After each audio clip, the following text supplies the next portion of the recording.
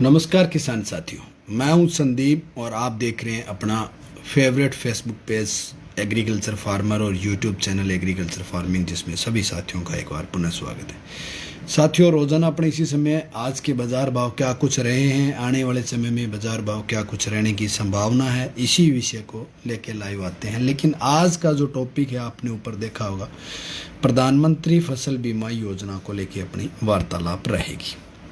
तो जो भाई वीडियो देख रहे हैं भाई, सारे साथी शेयर ज़रूर कर दें, क्योंकि प्रधानमंत्री फसल बीमा योजना करवाने के लिए मात्र 2 दिन और हैं। यानी कि आज 29 तारीख हो चुकी है, कल 30 और 31 2 दिन है। अब 31 को आप करवा नहीं सकते, क्योंकि 31 को है संडे, छुट्टी रहेगी। यानी कुल मिला के बात करूं तो 2 दिन वाली बात दिमाग में से निकाल दो, सिर्फ कल का एक दिन है, और कल है शनिवार, इसलिए कल आधा दिन आप मान के चलो। कुल मिला के बात करूं तो काफ़ी वीडियो बनाने में मैं लेट हो चुका हूं इस टॉपिक पे। हालांकि मुझे काफ़ी दिन पहले वीडियो बनानी थी, पर मैं माफ़ी चाहूँगा भाई, आज ये वीडियो बना रहा हूं। तो साथ के साथ सारे भाई एक बार वीडियो शेयर ज़रूर कर दें भाई, जितना संभव हो सके साथियों वीडियो शेयर कर दें, क्योंकि प्रधानमंत्री फसल बीमा योजना के तहत आप सारे साथियों को पता है कि किसानों के यहाँ कितनी जो लूटमार हो रही है किसानों के साथ प्रधानमंत्री फसल बीमा योजना के तहत। तो उसी विषय पे आज अपना चर्चा करेंगे, ताकि किसान साथी है वो अपना भाई बच सके और उस पर जहाँ तक संभव हो सके वो इसका लाभ उठा सके, और ज़्यादा से ज़्यादा प्रधानमंत्री फसल बीमा योजना का लाभ कैसे उठाएं और कैसे नहीं उठा पाएंगे, उसी विषय पे अपना चर्चा करेंगे। बिल्कुल भाई, थोड़ी स्पेलिंग मिस्टेक हो गई, मैं समझ रहा हूँ इस बात को, क्योंकि फसल में का एफ मैं लिखना भूल गया। तो मेन वो बात नहीं है, वो तो चलो अपने वीडियो पूरी होने के बाद ही इसमें चेंजिंग कर देंगे। मेन बात ये है कि जिस भाई को प्रधानमंत्री फसल बीमा योजना के बारे में जानकारी है वो ये वीडियो छोड़ सकता है, क्योंकि आज की वीडियो में सिर्फ अपनी प्रधानमंत्री फसल बीमा योजना के तहत ही चर्चा होने वाली है। फिर आप कहोगे भाई साहब आपने नया कुछ बताया नहीं, ये तुम्हें बेसिक नॉलेज तो नहीं था। तो जो मेरे को नॉलेज है प्रधानमंत्री फसल बीमा योजना के तहत, वो मैं आपको आज इस वीडियो में शेयर करने वाला हूं। और सारे भाई अपने अपने विचार भी ज़रूर लिखें भाई, कि आपके क्या विचार हैं, आप प्रधानमंत्री फसल बीमा योजना का कैसे लाभ ले सकते हैं और दूसरे भाई उसमें कैसे लाभ ले सकते हैं, इस विषय पे। यानी कि आज हमें प्रधानमंत्री फसल बीमा योजना के बारे में नेगेटिव पॉइंट के बारे में बात नहीं करनी है, फ़ायदा हम कैसे लें, इसका लाभ कैसे लें, इसी विषय को लेकर अपने वीडियो बनाएंगे। तो प्रधानमंत्री फसल बीमा योजना के बारे में सर्वप्रथम मैं आपको बताना चाहूँगा कि अगर अपने बीमा करवाते हैं 1 एकड़ कॉटन का, क्योंकि अभी वर्तमान समय में अत्यधिक मात्रा में कॉटन की फसल अपने लगी हुई है, जो कि महंगी फसल है, गुलाबी सुंडी के कारण, थ्रिप्स के कारण, हरे तेले के कारण, या और बहुत सी बीमारियां आ रही है, जिसके कारण हमारी फसलें जो नष्ट हो रही है और किसान खड़ी फसल खेत में जुताई कर रहा है। अब देखो, किसान खड़ी खेत में फसल अगर जुताई कर रहा है तो उसका मेरे पास और आपके पास तो समाधान नहीं है, लेकिन हम उसे गाइड जरूर कर सकते हैं। गाइड कैसे करना है मैं आपको बताना चाहूँगा। देखो, आज की तारीख की अगर मैं बात करूँ, अगर आप प्रधानमंत्री फसल बीमा योजना की कॉटन की फसल खेती है, उससे आप 1 एकड़ करवाते हो, तो 1 एकड़ का, मेरे गंगानगर जिले की मैं बात करूं, देखो हो सकता है अलग हो आंकड़ा, लेकिन मेरे गंगानगर जिले की बात करूं तो 1518 रुपये दे के किसान अपना बीमा करवा सकता है।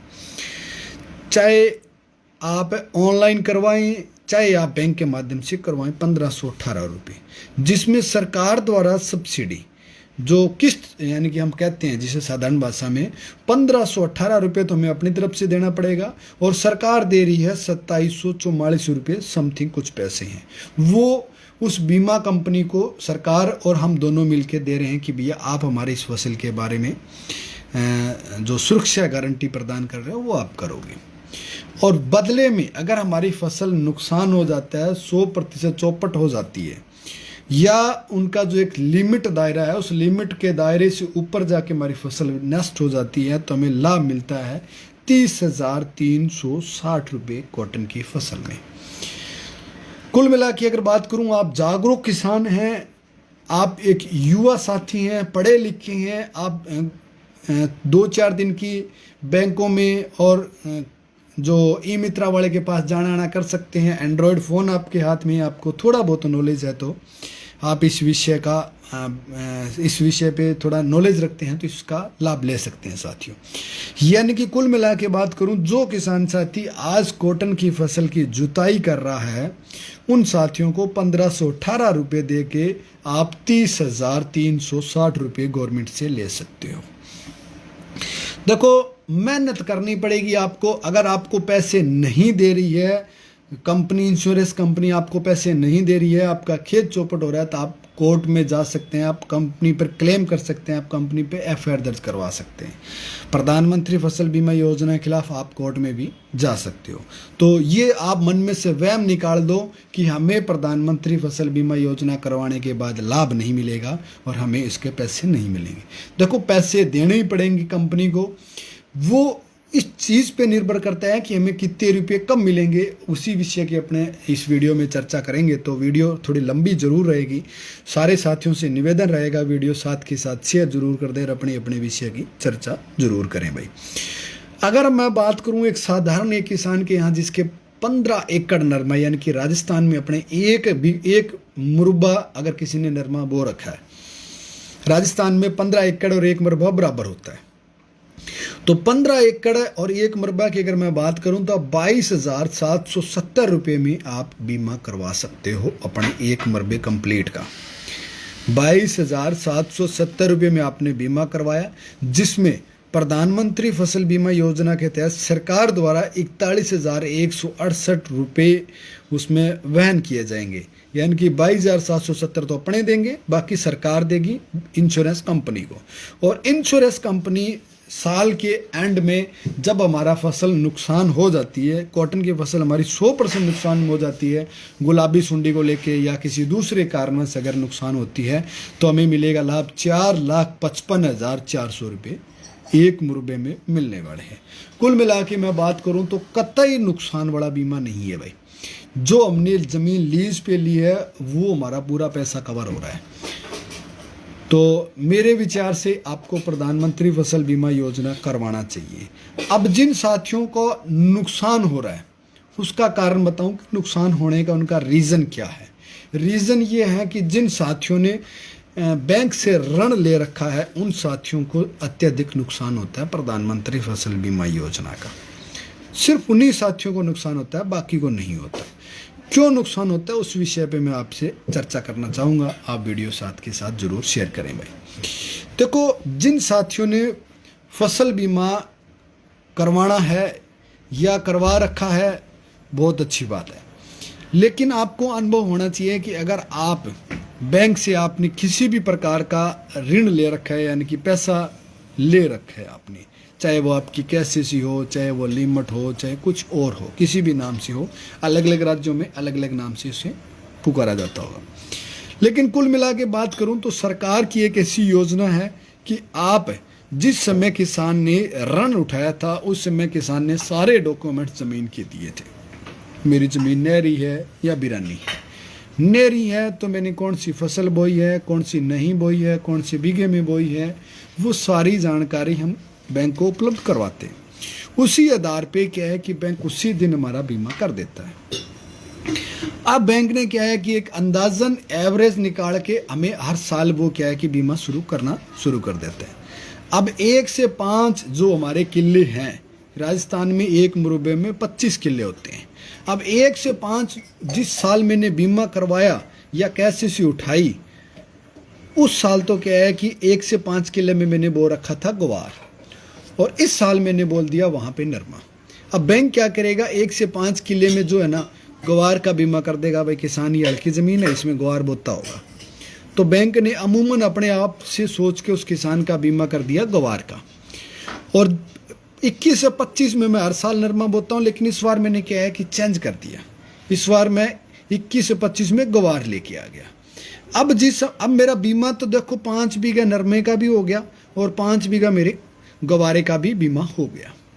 मैंने 5 बीघे नरमा बोया, 5 बीघे ग्वारा बोया, दोनों का मेरा बीमा हो गया। लेकिन जहाँ ग्वार का होना था वहाँ कॉटन का हो गया, और जहाँ कॉटन का होना था वहाँ ग्वार का हो गया। जिस समय मेरी फसल नुकसान होती है, ख़त्म होती है, सर्वे करने अधिकारी आते हैं, वो कहेंगे जी इसके तो 1 से 5 नंबर किला में ग्वार नहीं है बल्कि नरमा बोया गया है। यानी कि उस समय मेरा जो खुद के द्वारा जो रिपोर्ट पेश की गई है उसमें वो गलत हो गया। हालांकि मैंने वो रिपोर्ट पेश नहीं की, लेकिन बैंक की और गवर्नमेंट की पॉलिसी यही है कि किसान को कतर लो। देखो मरना तो गरीब नहीं, इसमें तो कोई संभव है, कोई दो राय नहीं है। तो उस समय क्या है कि उस किसान को बीमा का लाभ नहीं मिलता, ना तो ग्वार का उसे लाभ मिलेगा ना नरमे का मिलेगा। फिर हमारे मन में ये होता है कि पड़ोसी ने तो नरमा बोया था, उसने नरमे का बीमा भी करवाया था, मैंने भी नरमा बोया, मैंने भी नरमा का बीमा करवाया। मेरी और उसकी दोनों की एक बट है, यानी कि दोनों के खेत बिल्कुल नज़दीक है। उसको बीमा मिल गया, मेरे को क्यों नहीं मिला? उसका बीमा ना मिलने का कारण यही है साथियों, जो कि आपको मैंने वीडियो में बताया है। जिस भाई को बीमा नहीं करवाना है वो बैंक में जाके लिख के देगा कि एक सादे कागज़ पे, या बैंक वाले आपको एक फॉर्म देंगे उस पर लिख के देना कि मुझे बीमा नहीं करवाना, तो आपका बीमा नहीं होगा, अन्यथा आपका ज़बरदस्ती बीमा हो जाएगा। और कल लास्ट तारीख आप ये मान के चलो, हालांकि अभी 2 दिन और पेंडिंग पड़े हैं, 29 और 30 2 दिन लास्ट पड़े हैं। आप करो 30 और 31 2 दिन लास्ट है, लेकिन 31 तारीख को रविवार होने के कारण छुट्टी है, तो आप उसको भूल जाओ। सिर्फ कल का दिन है आपके पास। अगर कल आप बैंक में नहीं गए और वो जाके इंश्योरेंस वाले या कंपनी वाले या बैंक वाले को आपने वो फार्म भर के नहीं दिया कि भैया मुझे बीमा नहीं करवाना, तो आप ये मान के चलो आपका बिना मतलब का, अगर आपने 25 बीघा ज़मीन का आपने अगर ऋण ले रखा है, 1 मुरबा ज़मीन का आपने ब्याज पे पैसा ले रखा है बैंक से, तो आपका 22,770 रुपये लेके, अधिकतम कम में हो सकता है आपका 10,000 रुपये भी हो, ये मान के चलो गए धूड़ खाता में। आपका बीमा भी हो गया, आपके 10,000 रुपये भी लग गए और आपको मिलने वाला कुछ भी नहीं है। अब आप पे निर्भर करता है कि आप सुबह बैंक में जाके आपका 10, 15, 20 हज़ार रुपये बचाना चाहते हो या नहीं बचाना चाहते हो। जिस भाई के पास ज़्यादा ज़मीन है और ज़्यादा ऋण ले रखा है, यानी कि कोई किसान ऐसे भी हैं जो 5-5, 6-6 मुरबे का ऋण ले रखा है, उस भाई का तो मान के चलो 1 लाख रुपए तक का भी नुकसान हो सकता है, अगर उनका कैलकुलेशन सही नहीं बैठा तो। अगर बैठा तो ठीक है। अब आप ये देख लो कि कल की तारीख में आपके घर पे, आपके यहाँ कितना महत्वपूर्ण कार्य है, वो कार्य करना जरूरी है, या बैंक में जाके आपको KCC वाला मामला फार्म वाला भरना जरूरी है। अब वो डिसीजन आपने लेना है। वीडियो कितना आपके लिए महत्वपूर्ण है वो आप पे निर्भर करता है कि आपने वीडियो शेयर करना या नहीं करना है। अब कुछ साथियों का ये भी फोन आता है मेरे पास कि भैया मैं बैंक से डिफॉल्टर हूँ, क्या मुझे KCC करवानी चाहिए, फसल बीमा योजना का लाभ लेना चाहिए?